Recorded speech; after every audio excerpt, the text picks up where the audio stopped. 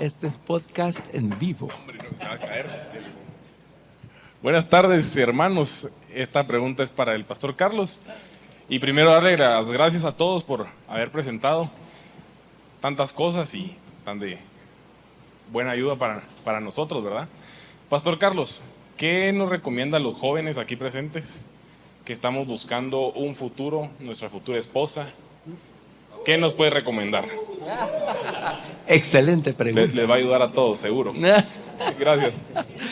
Bueno, ya oyeron que, y es cierto, la esposa es la cosa más preciada que Dios nos puede dar en este tiempo, ¿verdad?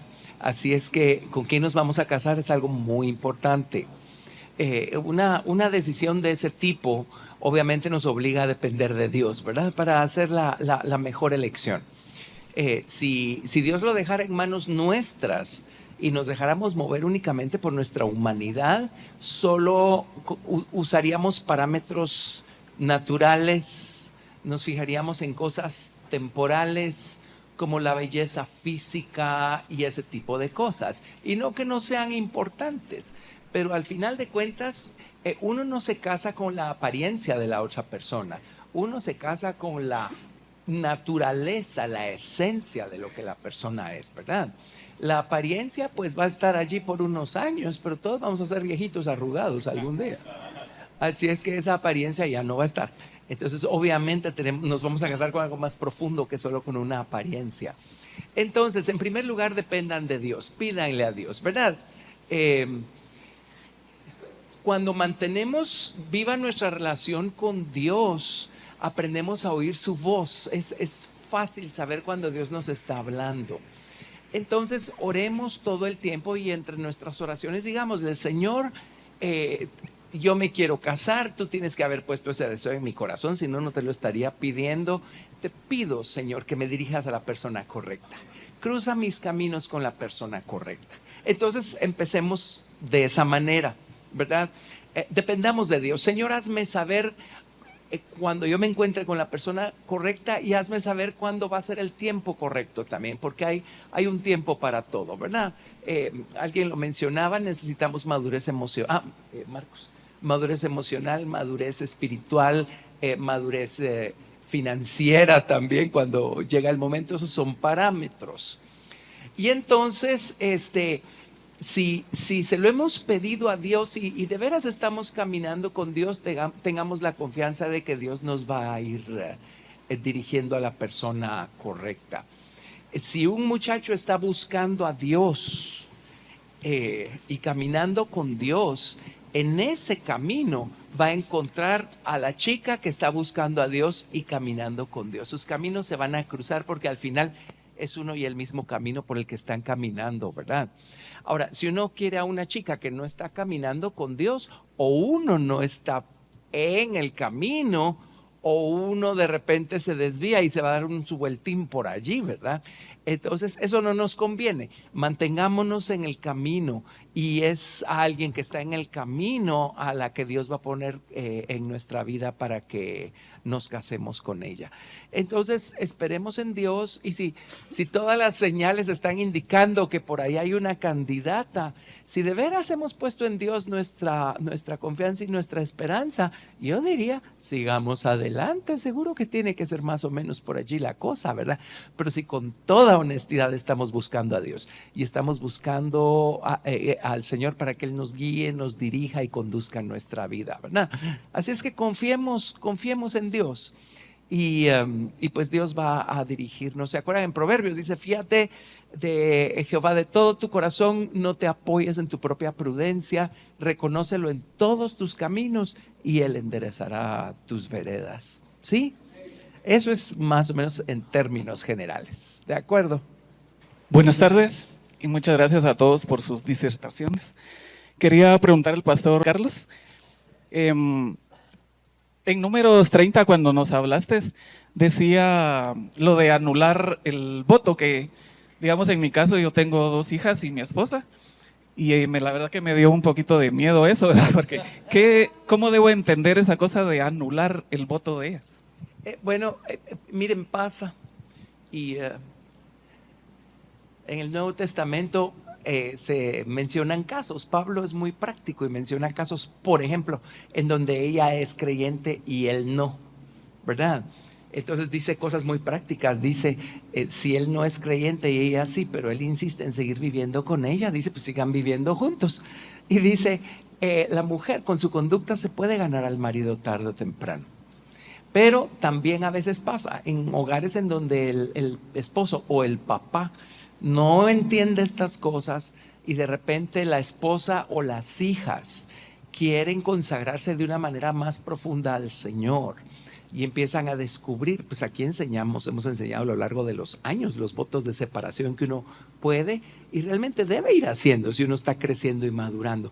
Nos hemos encontrado con que hay papás o esposos que dicen, no, tú no te vas a empezar a vestir así, no, tú tienes que acompañarme aquí y allá y hacer esto y hacer lo otro. Entonces, miren, es cierto, hay ciertas cosas en donde pues primero le van a hacer caso al Señor, ¿verdad? Y eso no es rebeldía ni nada de eso. Pero hay otras cosas en las que, ok, de acuerdo, ¿verdad? El papá se está oponiendo o el esposo se está oponiendo a que ellas hagan un voto de consagración. Si realmente les es imposible seguir adelante a causa de eso, la responsabilidad va a recaer sobre el papá, diagonal, esposo, y él es el que va a tener que rendirle cuentas a Dios por eso. ¿Lo ven? O sea, esto es en serio, pues no es un juego. Sí es en serio. Gracias, buenas tardes. Gracias por las disertaciones, gracias por estar por acá. Pues yo tengo mi segunda vez que estoy acá en la iglesia y estoy muy agradecido con Dios por haberme traído por acá. Pero mi pregunta viene en continuación con lo que preguntó David acerca del noviazgo. Y qué lindo, y viene la esposa que Dios nos mandó de acuerdo a las recomendaciones.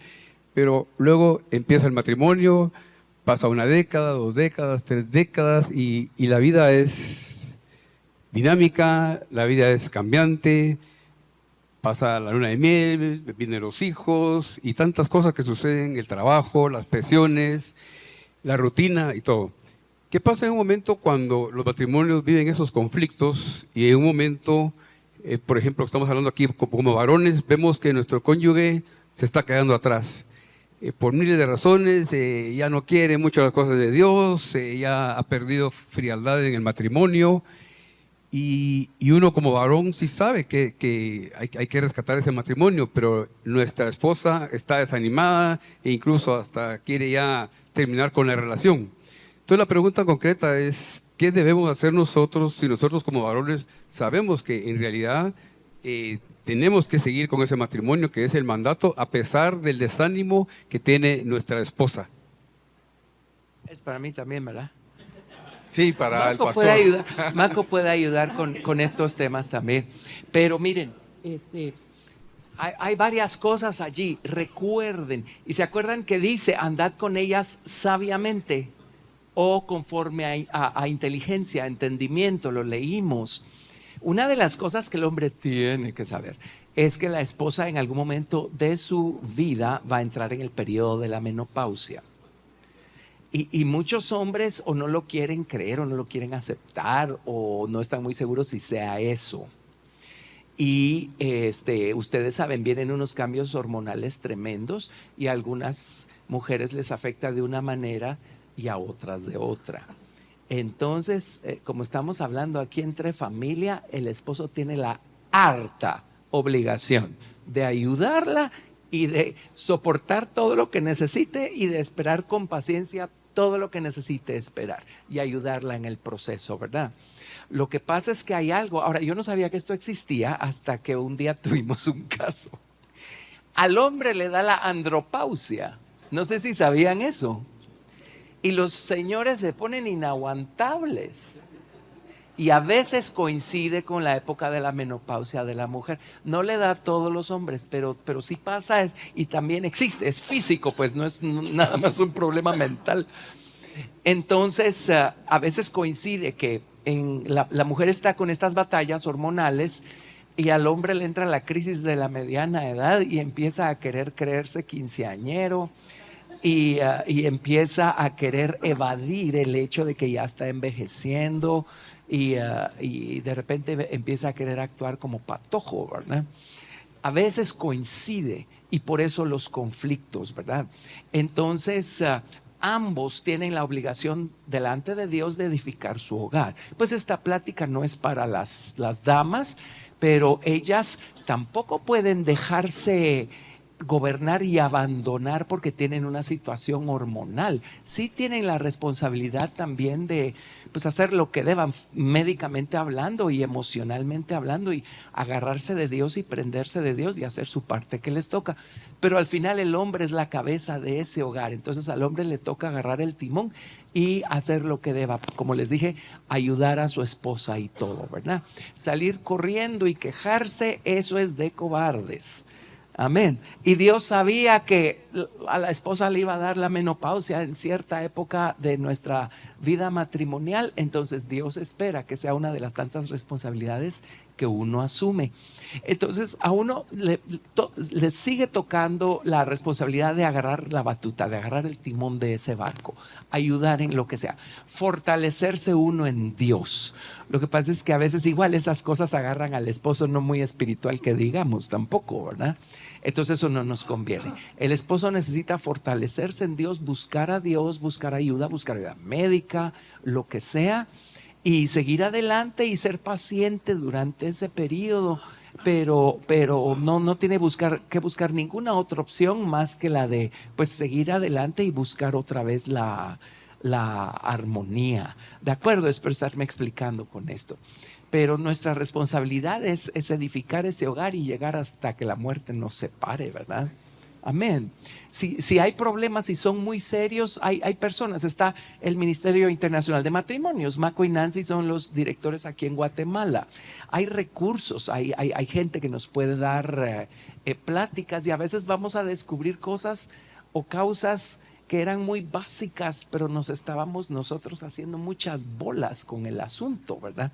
Solo necesitábamos que alguien nos diera dirección. Nunca dejen que se apague la llama en su matrimonio. No permitan que el matrimonio caiga en un círculo vicioso, en un aburrimiento, en una rutina. Es fácil caer en eso. Y nuevamente el responsable para sacar de ese círculo vicioso el matrimonio es el hombre, porque él es cabeza del hogar. Hagan cosas divertidas, salgan a comer juntos, hagan un viaje juntos, lo que puedan y lo que deban, pero mantengan viva esa llama. Hay varios niveles diferentes de relación que tienen el esposo y la esposa, ¿verdad? O varios niveles de amor, digamos, que se manifiestan en el matrimonio. Está, por supuesto, el amor pasional, digamos, ¿verdad? Especialmente cuando es joven la pareja. Pero tarde o temprano van a encontrar este otro nivel de amor que es más maduro, que es le llaman el amor doméstico, le pueden llamar de otras maneras. Pero es que el amor sigue vivo con todo, y que hay que pagar colegiaturas y hay que pagar la renta y hay que pagar el agua, la luz, el teléfono y todo lo demás. Pero eso no tiene por qué menguar. El amor no tiene por qué menguar solo porque hay responsabilidades, ¿verdad? Y hay otro nivel de amor que es esa cosa que nos hace seguir siendo mejores amigos para siempre. Y ya cuando los dos sean viejitos, pues el lado pasional ya no va a estar tan vivo. Pero si fueron buenos amigos y siguen siendo mejores amigos, eso yo creo que es la forma más madura de amor que existe en un matrimonio. Y eso va a hacer que sigan respetándose, que sigan sirviéndose, que sigan velando el uno por el otro, cuidando de las necesidades del otro hasta el final, de la misma manera como fue al principio, ¿verdad? Entonces, gracias por mencionar eso. Pero sí es muy fácil caer en esos círculos viciosos, pero con la ayuda de Jesús, créame que es igual de fácil salir de esos círculos viciosos si tan solo queremos, ¿verdad? Amén. Hermanos, Dios los bendiga, hermanos, muchas gracias por todo, de veras nos ayuda a crecer, ¿verdad? Así que bendiciones para todos. Bueno, esta pregunta me obligó el hermano a decir a quién, entonces, hermano pastor, perdón, yo sé que hay un panel muy preparado ahí. La pregunta matrimonial. La pregunta sería, digamos, en base a este tema de relaciones, hermano, hay una palabra que dice, que yo trato la manera de ver cómo interpretarla. La palabra dice, haced amistades con las riquezas injustas. De alguna manera, ¿cómo podemos trabajar ese tema con con el tema de las relaciones, verdad? Gracias, hermanos, bendiciones. No, ahí, de hecho, yo no sé si grabamos un podcast de eso. Hemos enseñado eso. Dice, háganse amigos del mamón de las riquezas, y cuando éstas falten, los van a recibir en gloria. Ahora, eso está un poquito mal traducido, por eso suena tan extraña esa expresión, y es Jesús el que está hablando. Les voy a decir en esencia qué significa. Dice, si usted es un buen administrador de las riquezas temporales, ese es el mamón de las riquezas al que se refiere.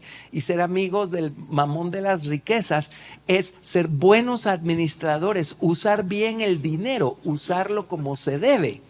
Dice, entonces, cuando éstas falten, que los reciban en las moradas eternas, porque nosotros manejamos bien las cosas naturales y temporales. Está garantizado que nosotros vamos a administrar bien las riquezas espirituales que Dios nos confía.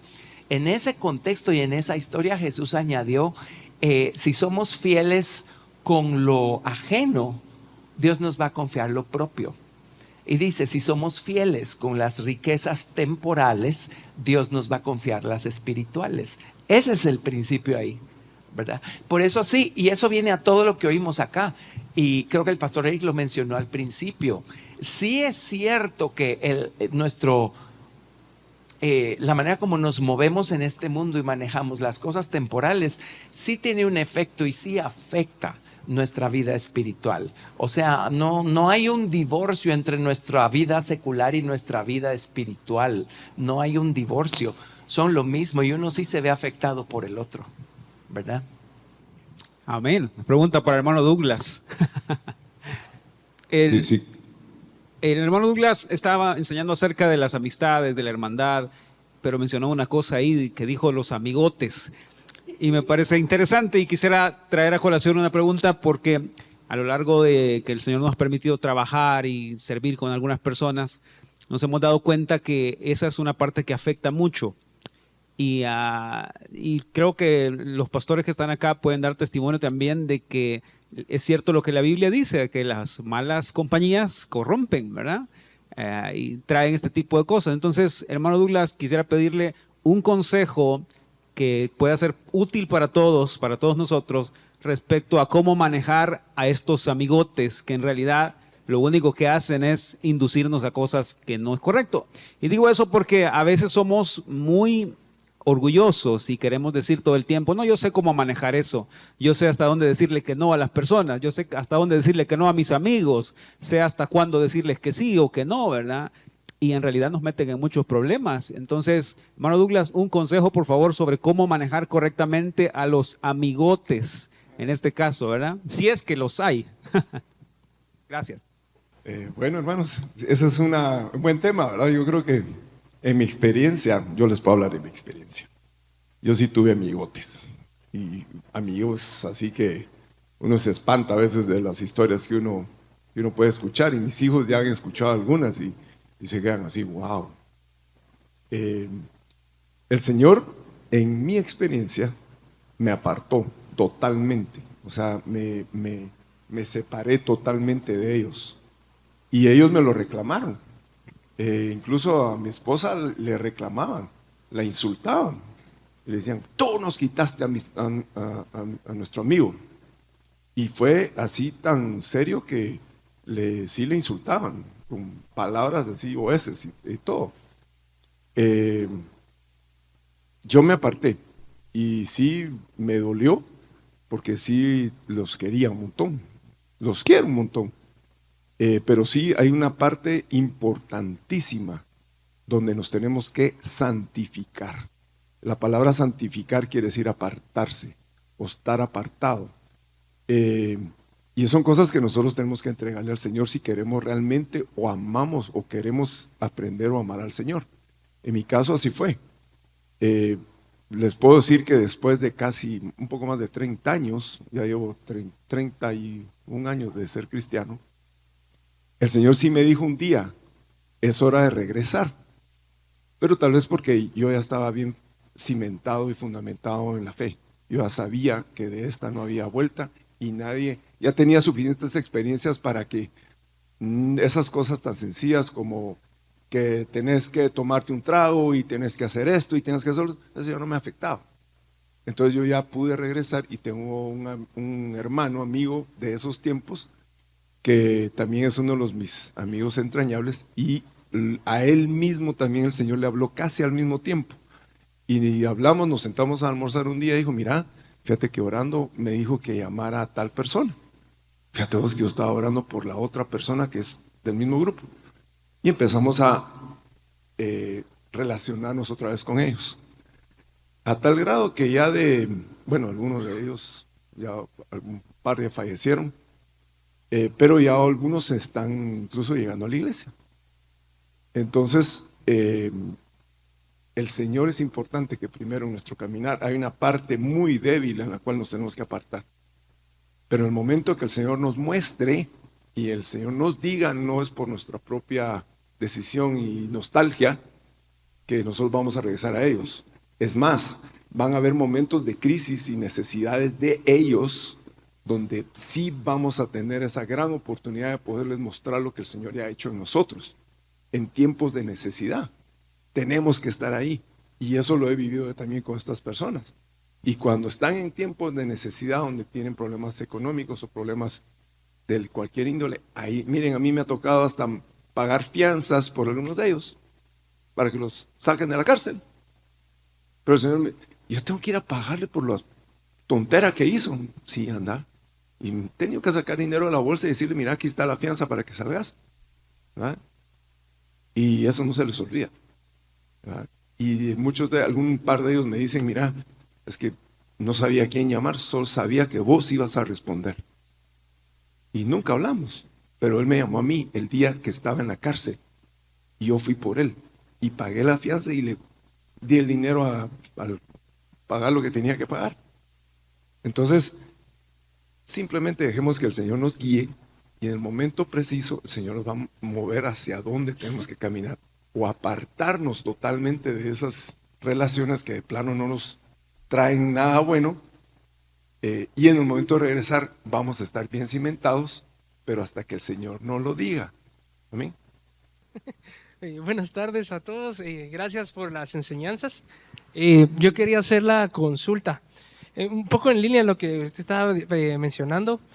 Obviamente no podemos enfrascarnos en una burbuja, ¿verdad? Y no tener relación con las demás personas. Ciertamente, bueno, por ejemplo, en mi trabajo, yo con mecánicos, y ahí Dios es lo último que se menciona, ¿verdad? Siempre hay otras cosas antes, ¿verdad? Pero también la Biblia, Pablo decía, ¿verdad? Me hago como de los que no tienen ley para los que no tienen ley alguna, para poder ver si los puedo alcanzar o salvar. ¿Hasta qué punto realmente es recomendable? O decir también, como decía Pablo, los entrego a Satanás para que los zarandee y que se salve su alma, ¿va? Entonces, ¿cuál realmente es el punto? O sea, ¿cómo puedo identificar yo cuál es la voluntad de Dios ahí? Porque pues entiendo que la voluntad de Dios es que todos seamos salvos y que seamos llamados a arrepentimiento, pero ¿hasta qué punto puedo yo discernir y decir, Dios, de verdad tú me quieres aquí con un propósito? Sí, esa es la pregunta, y a quien quiera. Bueno, voy a los amigotes, ¿va? Bueno, miren, la verdad que tenemos que vivir en este mundo. El Señor nos lo dijo. Van a vivir en el mundo, pero confiad, yo ya vencí al mundo. Entonces el sistema mundo está alrededor nuestro: trabajo, familiares, amigos, etcétera, autoridades que incluso son corruptas. Puede ser que en un momento dado nos pidan algo debajo de la mesa, pero hay algo muy importante: nosotros tenemos que estar firmes, y esa firmeza es lo que va a hacer la diferencia. El pastor de mi abuela hace 30 años casi me dice, cuando estábamos en su velorio, me dice: Douglas, tenés que predicar todo el tiempo la palabra del Señor y de vez en cuando hablar. Entonces, ¿cómo así? Yo todavía me quedé pensando, es tu ejemplo, es tu testimonio, conforme tú te conduzcas, las personas te van a identificarte como sos. Y de repente te van a preguntar, mire usted, ¿qué piensa? ¿Por qué hace esto? Entonces hablas. Entonces puedes estar en el peor de los círculos sociales y vos vas a estar firmes. Yo trabajo en un medio pues, de aduanas, puertos y un montón de cosas, y me ha tocado sentarme con un montón de personas que uno dice hasta son famosos porque han salido en el periódico, y uno se tiene que mantener firme. Y hay cosas que a veces dicen o las haces de esta forma o no las haces de esta forma. Entonces ahí el Señor también usa esas situaciones para probarlo a uno. ¿Cómo está tu fe? ¿Y cómo está tu relación con el Señor? Entonces si uno está firme en el Señor, pues uno va a simplemente mantener la línea o el camino del Señor. Si uno se resbala o uno se equivoca, pues está también la oportunidad de arrepentirnos y poder seguir caminando. Como dice el pastor, levántate y sigue caminando. El Señor en su misericordia te da esas experiencias también. Entonces, sí, hay situaciones muy complicadas, hay círculos de trabajo donde uno no puede evitarlos, pero es donde creo que uno puede mostrar la firmeza y la caminar en rectitud delante de Dios. Y a veces el caminar en rectitud delante de Dios yo soy moralmente recto, pero caminar en rectitud también quiere decir yo camino hacia donde está el Señor. Ahí está mi esperanza, hacia ahí está el camino. Yo voy dirigido hacia donde va el Señor y nadie me quita de ahí. Y pueden haber un montón de distractores alrededor, pero yo sé dónde voy. Hay esas luchas, pero la victoria y la pelea es del Señor. Entonces, sigamos firmes, hermano, no hay otra. Gracias. Ahora mi pregunta es para Germán. Germán, yo tengo personal a mi cargo y quería ver tu consejo si está bien que les pueda pasar el NPS, sabiendo que ellos saben que yo soy su jefe. Por supuesto que se los puedo hacer, pero las encuestas, esta no es diferente de esas. El éxito de ellas es que sea confidencial, o sea, no se las pasas vos, sino tu equipo de recursos humanos donde estás, o si solo eres tú el empresario y quieres medirlo, pues tienes que, y ahí es donde vas a medir la confianza que te tienen, usar un tercero, decirles, miren, les van a hacer una encuesta, es confidencial y tu compromiso es que la tienes que mantener confidencial. No puedes ir a ver después quién te puso 6 o menos, ni quién te puso 9 o más, que es 10 prácticamente. Por supuesto que lo puedes hacer. Algo que les mencioné y que tiene, pues, no hay sistema perfecto en el mundo, tratan de hacerlos, pero no existe.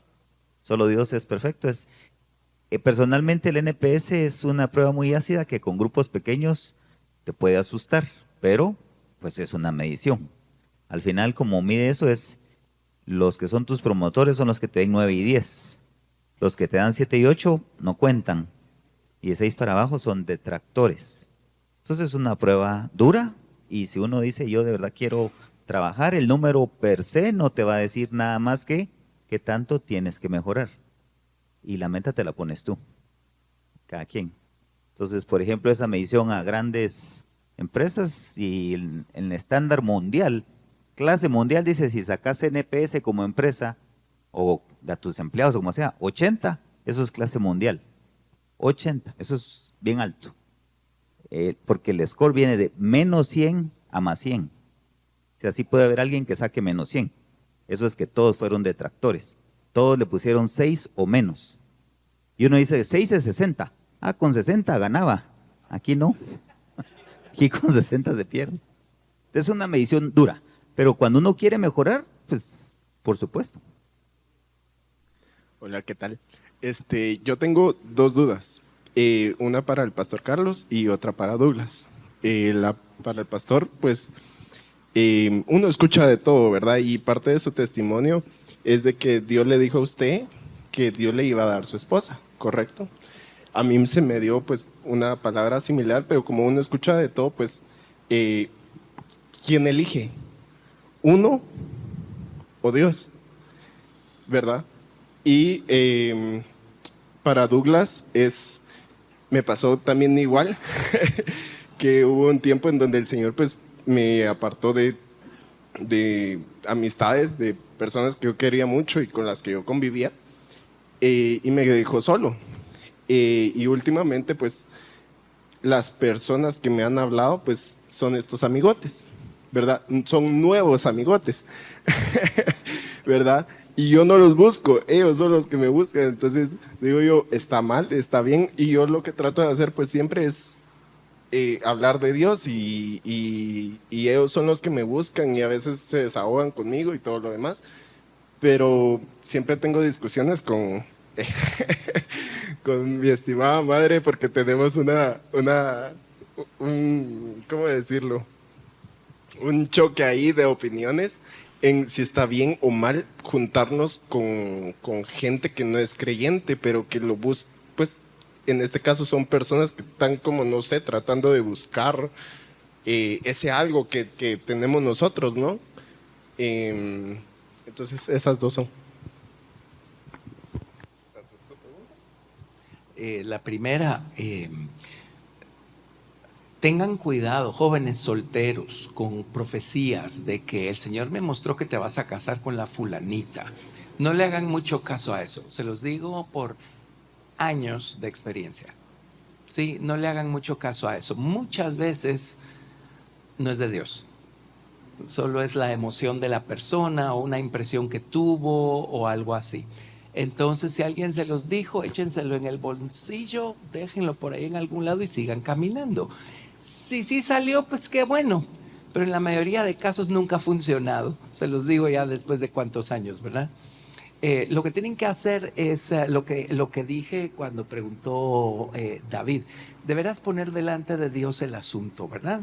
Y va a llegar el momento en donde pues ya uno sabe que ya está listo y pues Dios va a poner a la persona. Ahora, todas nuestras historias son diferentes. A mí Dios sí me dijo, el próximo año te casas, ¿verdad? Entonces, ¿quién elige a la que va a ser la pareja de uno? Depende. Hay casos en donde es uno, Dios detrás. Hay casos en donde es Dios, pues ahí va uno detrás, ¿verdad? Depende, no podemos poner una regla general de cómo funciona esto. Las historias de todos nosotros son muy particulares y muy lindas, la de cada uno, y muy diferentes, ¿verdad? Entonces, pero sí sean muy sobrios pues con esas profecías de que el Señor me mostró con quién te vas a casar. Y si no les han dicho todavía con quién, diga, no me diga, y déjenlo ahí, ¿sí? Y ustedes sigan orando, sigan esperando en Dios y no se aíslen, no se escondan, hagan amistad con las señoritas de la iglesia, platiquen con ellas, busquen conocerse, dejen que ellas los conozcan a ustedes también, ¿verdad? Y ustedes van a poder saber tarde o temprano quién es la persona que Dios tiene para ustedes, pero no se aíslen. No se aíslen, ¿ok? No sé si fue suficiente respuesta. Bueno, y la segunda pregunta, otra vez con los amigotes. Miren, qué interesante, los amigotes salieron a relucir más. Bueno, mi experiencia, anoche me llamó uno de ellos, y ellos, dos de ellos, los dos viviendo en Estados Unidos. Y vinieron a Guatemala esta semana porque había una celebración de una boda hoy. Y pues ayer, con Mateo, ayer fuimos a jugar tenis y le digo, mira, tengo una cena después con ellos, nos vamos a juntar a cenar. Y uno de ellos era uno de los que insultó a mi esposa cuando yo me convertí. Fueron a mi boda y ahí en la boda de usted, y le empezó a decir de todo, nos quitó a nuestro amigo. Anoche cené con ellos y todos preguntando por mi esposa. Vos y Alicia. ¿Y Alicia dónde está? Vos me la sol. ¿Por qué no vino Alicia? La esposa de este amigo también vino. Ay, mira, es que como quiero a Alicia. Y es que Alicia, cuando tengo algo, yo le llamo y hablamos. Entonces, mire cómo la misericordia del Señor, que ahora preguntan por ella, la quieren un montón, y esta persona que la insultaba, ahora la quiere un montón. Y la esposa la llama para preguntarle, pedirle consejos. Entonces digo, Señor, solo tú puedes hacer estas cosas, porque yo estaba ahí en medio de ellos tomando vino, trago, y yo pues a veces me da pena porque cuando toman la foto y la ponen en Facebook, yo salgo así en medio botella así de cerveza y digo, hijo, ¿y ahora qué hago? Ay, peor si el pastor la va a ver. Ya la vio. En- pero miren, a veces solo Dios puede hacer esas cosas. Si uno está en medio de eso, firme. Nuevamente, yo quiero resaltar la palabra firmeza. Tenemos que estar seguros en nuestra fe, en el camino que estamos caminando en el Señor. Ya no podemos darnos el lujo o arriesgarnos a ceder solo por condescender con ellos. No podemos hacer eso. Si nosotros vamos a estar ahí, nosotros vamos a estar firmes. No hay, es una figura como de la vara no se dobla, la vara está firme, tenemos que hacer vara con ellos. Y sí, decirles, miren, mira, ya no tomo, ahora ya no tengo problema que me estén diciendo, toma. A veces me dicen, no, él no toma, vos déjalo. Hasta me cuida, hasta me protegen, a veces les da pena ya hablar malas palabras conmigo. Miren, solo el Señor puede hacer esas cosas, amén. Pero tenemos que estar firmes, tenemos que estar seguros. Si no estamos seguros, no estamos firmes, no nos arriesguemos, no nos acerquemos, apartémonos, amén. Y muchas gracias. Primero, muchas gracias a todos, pastores, por la revelación, el discernimiento que nos compartieron. Yo creo plenamente que el conocimiento está en los libros y principalmente en la palabra de Dios, pero cuando se comparte discernimiento, revelación junto con conocimiento, entonces eso es sabiduría. Lo que nos compartieron hoy es sabiduría y muchas gracias. Dicho esto, pues quiero enfocarme en la relación que habló el pastor Urruela Jr. acerca de la relación de hijos a padres, ¿verdad? Hablabas de dejar ir, es parte del proceso de la relación, dejar a padres, ¿verdad? Pero como también la pregunta, el pastor Maco habló de relación de padres con hijos, entonces miran quién me la responde, pero yo la voy a lanzar. Porque tal vez es desde el punto de vista de padres, ¿verdad? En ese proceso de dejar ir, pues es bien fácil cuando un joven encuentra esposa y pues se cumple lo que dice la palabra, dejar a su padre y a su madre. Pero a veces tenemos hijos adultos jóvenes viviendo en casa y a veces no nos quieren dejar ir, ¿verdad? Entonces la pregunta lleva dos puntos de vista. Cuando estos jóvenes se van haciendo más adultos, ¿hasta qué punto hay que presionarles un poquito también para decirles, bueno, muchachos, váyanse de casa, sean independientes, aprendan a ser independientes, porque hay unos que pueden estar muy cómodos, ¿verdad? Y soltarlos y decirles, golpéense un poquito, pues no, porque uno de padre quisiera sostenerlos y mantenerlos siempre y hacerles la vida fácil, lo más fácil posible, pero a veces eso puede hacerles daño también. Y la pregunta a la inversa, cuando tenemos un hijo, un adulto joven recién graduado, tal vez de la universidad de 20 años, que consigue un buen trabajo y dice, bueno, yo no quiero saber de ustedes, me voy porque ya puedo hacerme independiente. ¿Y hasta qué punto uno debe de meterse en su vida para enseñarle que todavía no ha aprendido lo necesario, ¿verdad? Algo enredado, pero por ahí va la cosa. Muchas gracias. ¿Quién quiere primero, Marco?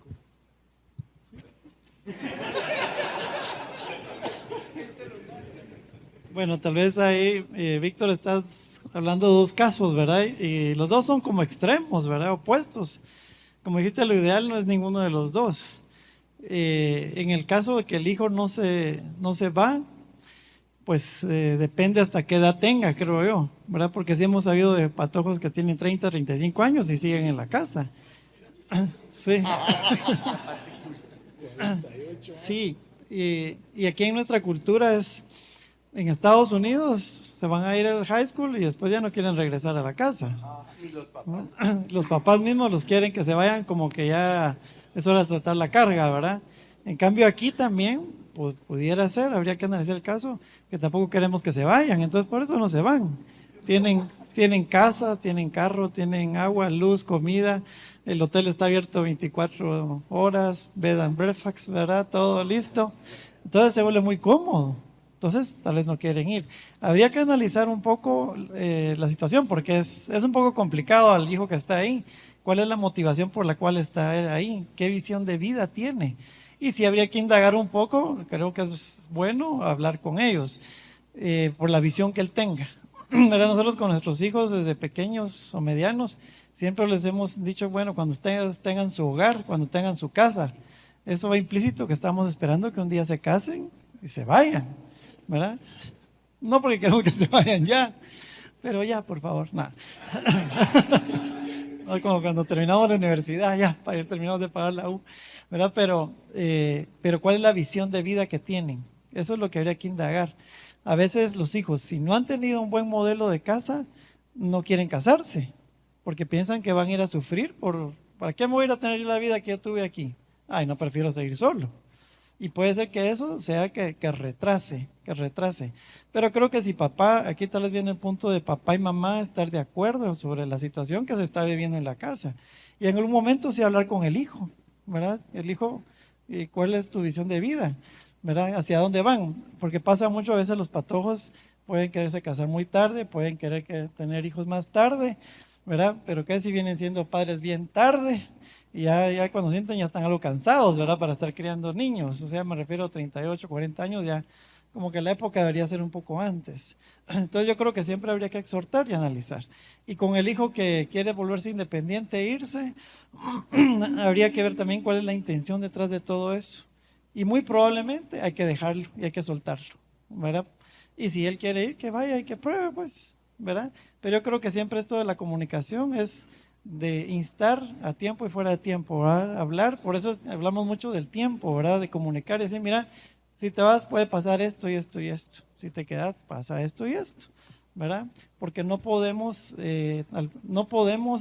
vivir en control de un hijo, ¿verdad? Eso nunca va a funcionar, querer controlar la vida del hijo, sino que como el Señor Jesús, ¿verdad? Si hacen esto va a pasar esto y si haces esto va a hacer esto. Escoge pues la vida, dice, escoge el camino de vida para que te vaya bien. Y por supuesto dependiendo la edad, pero si él quiere independizarse, muy probablemente va a haber que soltar. Y yo creo que algo dentro de todo eso que nos puede cargar con los hijos, también es que los papás tenemos que aprender a descansar en el Señor, ¿verdad? Tenemos que aprender a descansar en el Señor porque si no nosotros mismos vamos a estar llevando una carga que creo que no corresponde y podemos estar en un afán. Tenemos que orar, tenemos que interceder, tenemos que buscar, tenemos que exhortar, ¿verdad? Pero también descansar en el Señor y su misericordia. También para complementar lo que estaba diciendo el pastor Maco, en el sentido del hijo que ya se quiere ir, ¿verdad? Que ya tiene cierta estabilidad financiera y pues ya quiere irse de su casa. También sí es correcto pues intervenir, porque pues sí, él tiene el deseo de querer irse, pero otra vez, como hablamos al inicio, cuando somos jóvenes, y pues me incluyo, tendemos a ser muy impulsivos, o sea, miramos que nos cae dinero y es como, ya tengo dinero, me voy. Entonces, pues sí, conviene hablar con él, hacerle ver que la vida pues es cara, o sea, no es barata, que de verdad todo tiene un precio, y también darse cuenta si él ya consideró pues ciertos imprevistos, ¿verdad? Porque pues quiera que no, que se enferma, que se le arruina el carro, que viene esta deuda, que le están cobrando este pago de una tarjeta que ni sabía que tenía, ¿verdad? Entonces, como que hacerle ver si él ya tiene cubiertas esas bases, y por el otro lado, como decía el pastor Maco, ver cuál es la motivación que hay detrás, porque muchas veces también se quieren ir pues, porque quieren hacer lo que quieran, porque quieren pues vivir de una vida tal vez no muy santa delante de Dios, no muy agradable. Entonces, ver qué es lo que hay detrás y también ver la madurez emocional que tiene la persona, ayudarlo y orientarlo como padres a decir, mira, yo veo estas fortalezas en ti, pero honestamente y sinceramente todavía veo ciertas debilidades por aquí y por allá, porque vivir solo no es así nomás. Se oye alegre al principio, pero ya vivir en soledad en un lugar no es fácil de sobrellevar. Y también darse cuenta que el hecho de vivir solo en un sentido nos hace estar más vulnerables a las tentaciones, porque pues quiera que no, si vivimos con nuestra familia, aunque sea por pena logramos controlar nuestra carne o nos ayuda a pensar 2 veces si vamos a hacer algo o no, pero ya viviendo solos en un sentido somos presa fácil para el enemigo porque sabe de dónde agarrarnos. Entonces tener claros que sí tenemos que hablar con nuestros hijos, ¿verdad? Ser claros y prudentes en eso. Y por el otro lado también orar, porque pues sí, ninguno de los dos sabe exactamente qué es lo correcto. Entonces orar y pedirle discernimiento al Señor, y que una de las señales sea que ambos tengan paz, que si el hijo se va a ir, pues sea bajo la bendición de los papás, que sea porque los papás también están tranquilos y ven que él tiene las capacidades para poder hacerlo de la manera correcta. Gracias, pastor. Primero quería felicitar a Marquitos por la excelente ponencia que tuviste, espectacular. Y quizás agregar un poco lo que estabas comentando en relación que no sé si lo que nos hará falta a nosotros los padres es también tener un curso de psicología o algo así para saber el momento idóneo en el cual podemos hablar con nuestros hijos, porque creo que no es fácil. O viceversa, que nuestros hijos los induzcamos a algún curso de psicología para que también se dejen entender. Y que Marco sea quien la dé, ¿no? No, mis preguntas iban justamente en relación al tema de Douglas y otra quizás como para también el tema que hablaba Guillermo en relación a nuestra responsabilidad con los pastores. En principio, digamos, en relación a lo que hablaba Douglas sí, creo que uno de los temas en relación a los amigotes es que cuando al inicio, digamos que nosotros, Dios nos llama y nos convertimos, comenzamos a ser muy juzgados y criticados por ellos, ¿no? Pero que a la larga, gracias a la bendición del Señor, pues ellos comienzan a acercarse a nosotros a buscar ciertos consejos porque de cierta forma ven de alguna forma la misericordia de Dios en uno y pues quieren de alguna forma lo que nosotros tenemos. Pero también estaba pensando mientras hablabas, Douglas, es el tema de que creo que hizo falta también hablar cómo manejamos a los amigos en la fe. Es decir, a estos nuevos amigos, a esta nueva familia en la fe, porque se me ocurría y veía el tema de Job, por ejemplo. Porque digo, no sé si quisiera tener mis amigotes que me estén jugando que no saben nada, o a los amigos tipo, no sé, ¿cómo que se llamaban? Elifaz, Bildad, etcétera, que lejos de venir a animarnos, a apoyarnos, lo que vienen es a juzgarnos desde una perspectiva espiritual. No sé si me explico. Entonces, ¿cómo manejar ese tipo de situaciones? Porque igual creo que todos vamos a pasar por el Niágara en bicicleta en temas espirituales. Y justamente a veces, no sé si tengo más confianza en ir con un amigo de esos amigotes de afuera o ir un amigo de la fe a que me dé realmente un consejo, o lo que voy a hacer es exponerme que espiritualmente me juzgue y me diga, no, mira, tal vez es un pecado oculto, estás haciendo esto, más que realmente encontrar una fortaleza espiritual. Esa es la pregunta. Y en cuanto a la parte de nuestra responsabilidad con los pastores, y particularmente en el caso nuestro aquí en la congregación, creo que muchos de nosotros también no tenemos el chance como para poder expresarnos y mostrar nuestras muestras de gratitud o de cariño con todos los pastores, particularmente en el caso, por ejemplo, del pastor Carlos, porque como lo mencionaste vos, o sea, al final yo veo que todo el mundo está queriendo hablar con ellos y principalmente las personas que vienen a, no sé, la primera vez a la congregación y demás, pero no sé si podemos buscar alternativas en las que nosotros podamos de alguna forma reconocerles, darles las gracias, sin que seamos demasiado hostigosos, ¿no? Porque también creo que cada uno de nosotros necesitamos nuestro espacio y a veces no nos da ese chance de poder saludarles, bendecirlos, agradecerles y de alguna manera honrarlos en ese sentido. Esos eran mis dos comentarios. Bueno, los amigotes, ahora los hermanos en la fe, ¿no? ¿Cómo dice la palabra? Proverbios, donde dice hierro con hierro, ¿cómo es? A ver, se aguza, se roza y así se pule. Entonces, somos amigos, también tenemos que hablar con misericordia y verdad. Por supuesto, si somos amigos, hermanos en la fe, no vamos a, si identificamos algo de lo cual estamos viendo que nuestro hermano está equivocado o está errando, pues de alguna forma tenemos que decírselo con la verdad, pero acompañada de la misericordia, ¿verdad? Porque eso es lo que el Señor también nos pide. El que no hace misericordia no va a recibir misericordia, ¿verdad? Misericordia quiero, ¿sí? No sacrificio. Entonces, en una relación sí tiene que haber esos dos ingredientes, verdad y misericordia. Y si estamos relacionados ya en la fe, pues sí vamos a hablar algunas cosas. No podemos condenar a nadie, pero sí tenemos que juzgar las cosas y ver si eso es bueno o eso es malo. Eso es básicamente lo que es juzgar, identificar o discernir si eso es bueno y eso es malo. Y si el Señor no lo muestra y se lo tenemos que decir, se lo tenemos que decir. Tal vez también la palabra dice que si ocultas algo de tu amigo, ¿cómo es que dice? Lo cultivas o lo... ¿ah? No, si callas algo de tu amigo, como que es tu amigo. No me recuerdo muy bien del versículo, pero tenemos que ser, otra vez, oír la voz del Señor. A veces sí me ha tocado tener que decirle algunas cositas a algunos hermanos, en amor, en misericordia, Y a veces el Señor me dice, no digas nada, solo ora por él. El que cubre la falta, busca mis... Muchas gracias. Gracias por pastor. ¿Qué haremos sin el pastor? Entonces, sí tenemos que escuchar la voz del Señor. Y si estamos en una relación de amistad ya en Cristo, pues tenemos que apoyarnos a caminar en hermandad. Tal vez veo dos formas de poder lo que tú quieres hacer, y pues algo que a muchos nos sucede eso, es pues hay 4 pastores o 5 pastores adicionales. Perdón. Sí, 5 pastores, 6.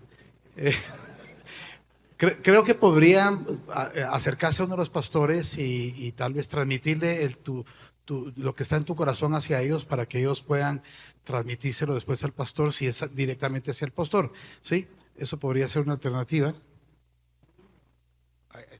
Y la segunda opción es un correo. Correo y la llamada telefónica. O sea, están los teléfonos de la iglesia. Creo que puedes llamar a la iglesia solicitando hablar con el pastor, un correo.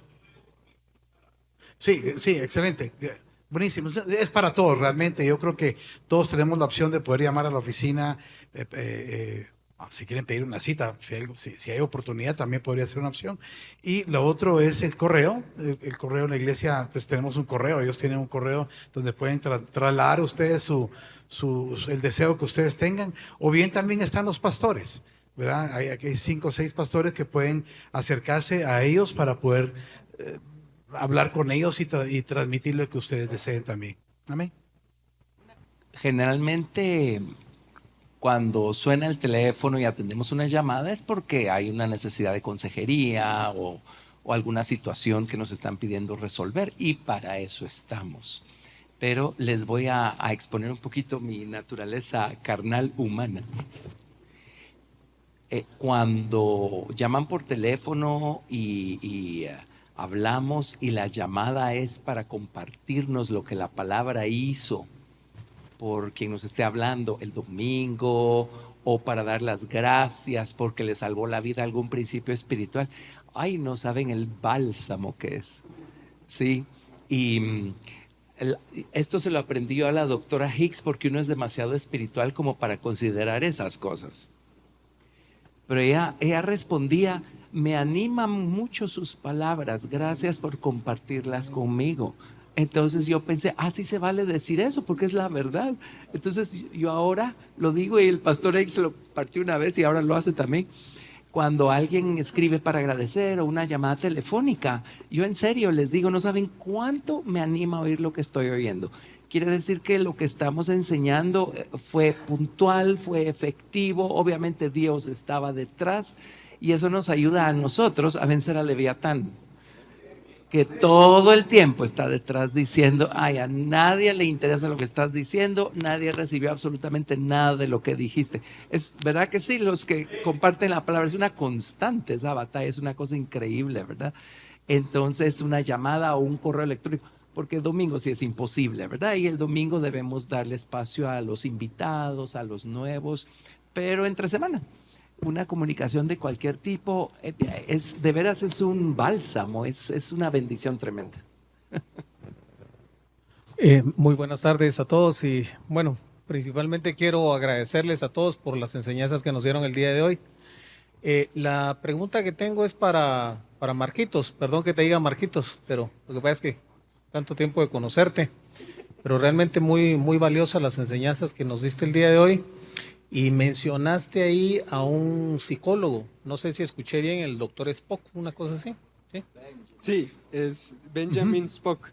Ok, bueno, la pregunta viene relacionada con lo que hemos nosotros leído en la Biblia de cómo van a ser los hombres en los últimos tiempos. Y que en cierto modo lo que él promueve, eso hace un momento lo dijiste, ¿verdad? Haz lo que quieras. Entonces, yo quería que si te podrías explayar un poco en esto, porque la tendencia que incluso que ha permeado las iglesias y nuestros jóvenes es, no, es que la importancia en esta vida es venir y ser felices. Entonces yo quisiera que pusieras explayarte un poquito más sobre, seguramente este señor era instrumento de esa tendencia que nosotros sabemos que viene de Satanás, y cómo lo ves ahorita que está permeando no solamente toda la sociedad, sino las iglesias, y cómo podemos hacer para que nuestros hijos y los jóvenes estén, pues, protegerlos contra esa tendencia. Bueno, Gracias. A ver, es tal vez un poco complejo de contestar, pero pues que Dios me ayude con hacer mi mejor esfuerzo. Pero empezando, primero que nada, pues sí, lo que explicaba este psicólogo era que según él, pues los niños, digamos, si los dejaban hacer lo que quisieran y no les ponían muchos límites, tarde o temprano ellos solitos iban a encontrar el camino hacia el bien. Que eso, pues conforme crecieron, se probó que era erróneo.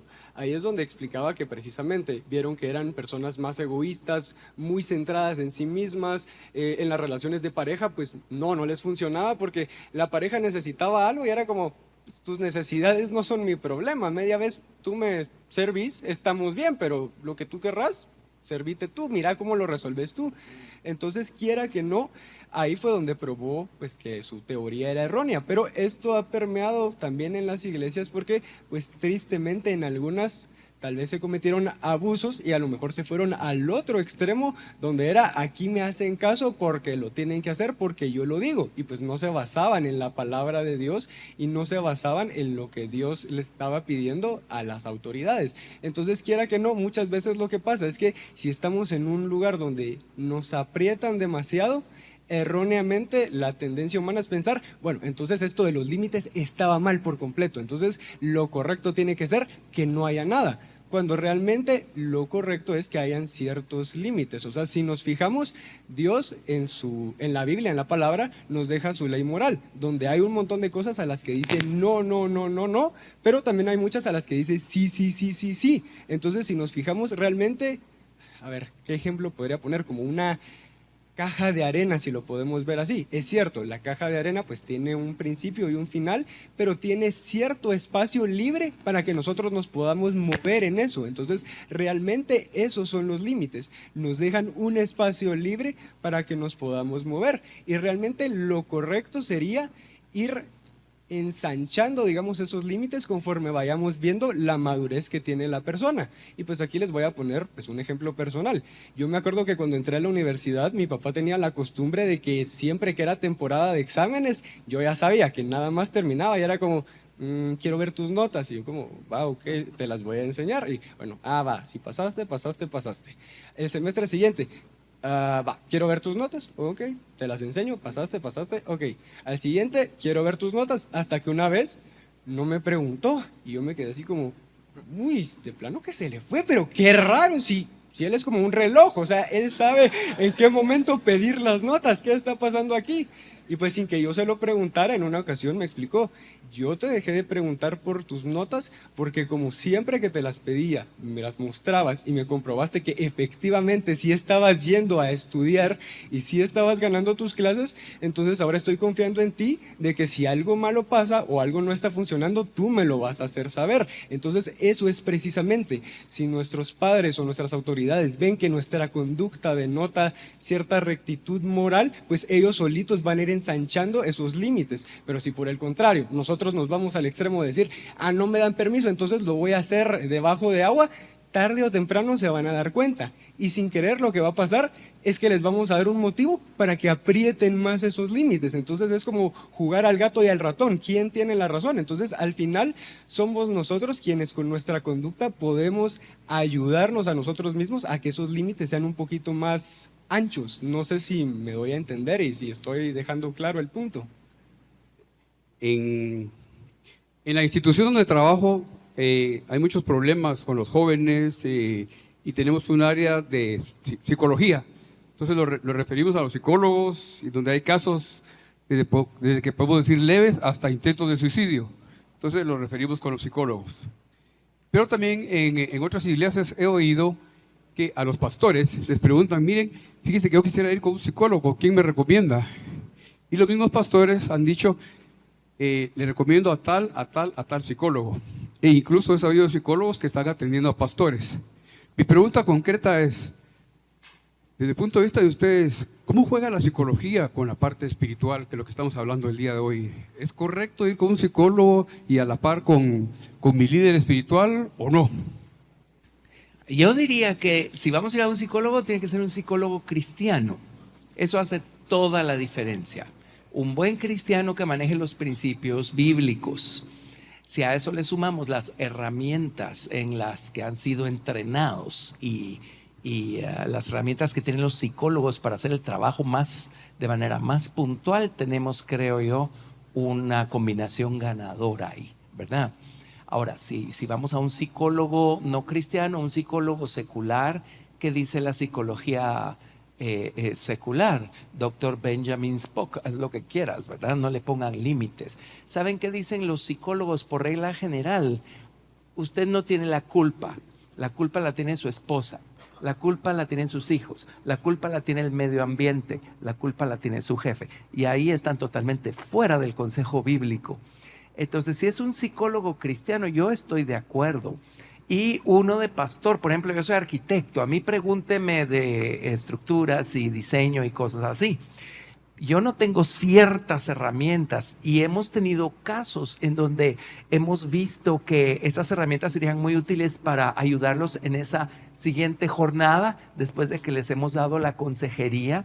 Y entonces tenemos personas, psicólogos auténticamente cristianos que nos han echado una mano cuando hay necesidad en algunos casos de consejería o para algún tipo de seguimiento para lo que ellos ya tienen las herramientas, ¿verdad?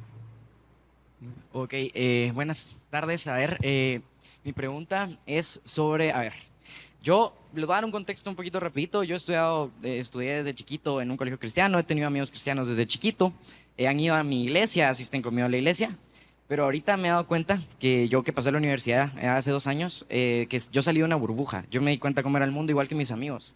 Y muchos de ellos también, lamentablemente también, y asisten a la iglesia, van a la iglesia, pero solo porque sus papás les dicen.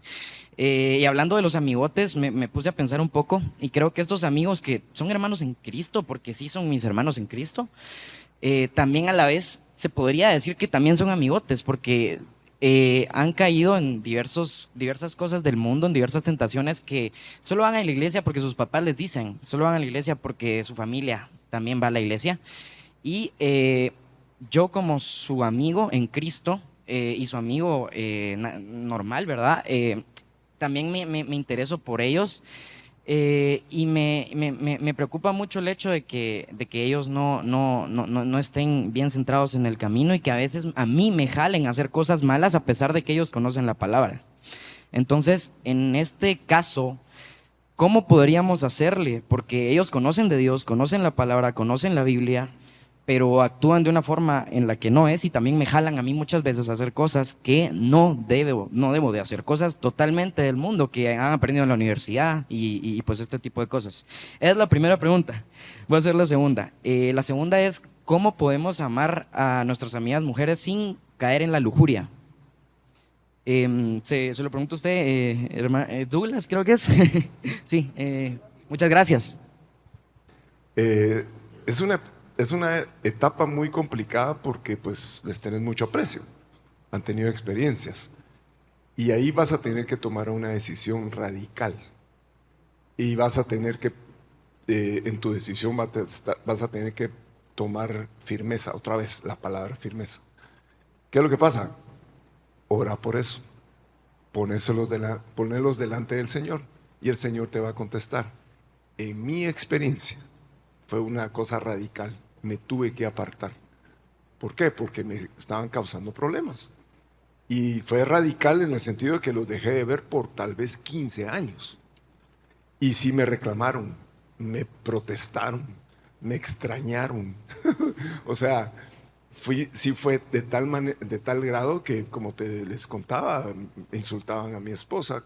El día que nos casamos le insultaron. Ellos fueron invitados solo hicimos una celebración de la boda religiosa porque no hicimos fiesta, porque no teníamos dinero. Entonces solo hicimos un pastelito saliendo de la iglesia, nos casamos en la Frater Y ahí llegaron y ahora Douglas evangélico, ¿cómo es posible? Yo era uno de los detractores de los evangélicos.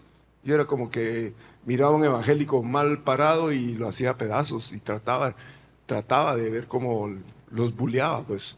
Y de repente yo evangélico, no se explicaban eso. Pero sí tuve que tomar una decisión radical. Y más fue movido porque de veras yo sí, desde ese entonces me enamoré del Señor Jesucristo y sí tuve que tomar una decisión radical. Y sí va a tener que ser, como dicen a veces, de shock, de golpe. Y eso lo van a extrañar y se van a cuestionar y te van a protestar y te van a vituperiar.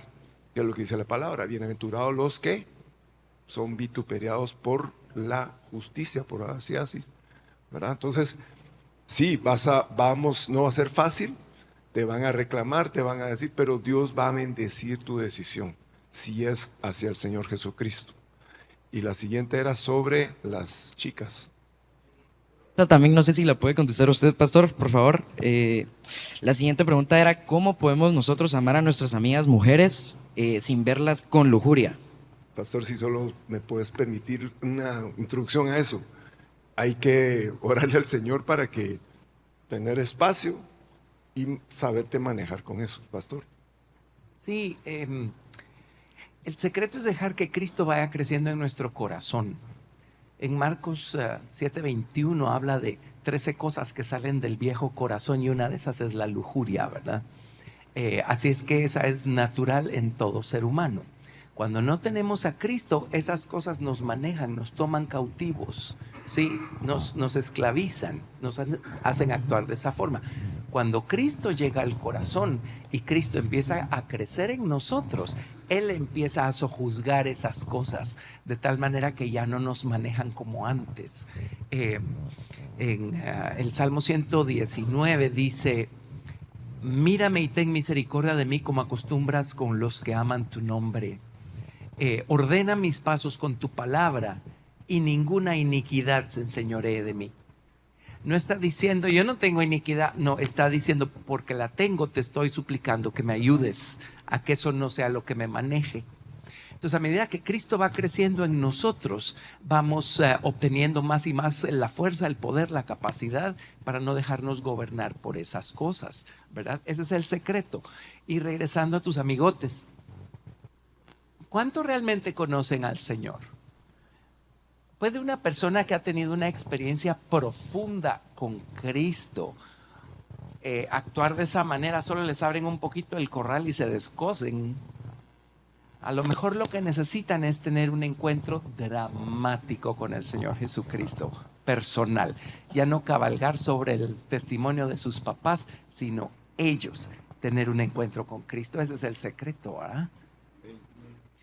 Y tal vez con lo que decías de relacionarse con el sexo opuesto, pues es delicado, porque en el corazón tal vez si el varón se está relacionando con alguna jovencita o con varias, puede ser que tenga alguna atracción él sobre ella, pero es que también qué está lo detrás de ella, lo que ella está pensando, cómo lo ve, cómo lo interpreta.